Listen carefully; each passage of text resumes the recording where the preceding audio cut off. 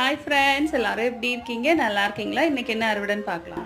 பிரண்டை நம்மக்கிட்ட ஒரு 3 ரகத்துக்கு மேலே இருக்குங்க. அது எல்லாமே பிஞ்சுகளாக இருக்கிறப்ப எடுத்தால் ரொம்ப நல்லதுங்க. குழந்தைகளாக அதெல்லாம் எடுத்துக்கலாம் வாங்க. உருட்டு பிரண்டையும் சதுர பிரண்டையும்.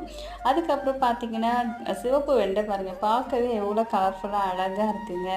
அதுக்கப்புறம் பர்மன் வெண்டை, பச்சை வெண்டை, இதெல்லாம் கொஞ்சம் வெண்டைகள்லாம் இருக்குங்க. அது எல்லாத்தையுமே அறுவடை பண்ணிக்கலாம். அடுத்தது பார்த்திங்கன்னா இலவம்பாடி முள் கத்திரி, அதுக்கப்புறம் கொத்து பீர்க்கனில் கொஞ்சம் இருக்குங்க. அது எல்லாத்தையுமே அறுவடை பண்ணியாச்சு.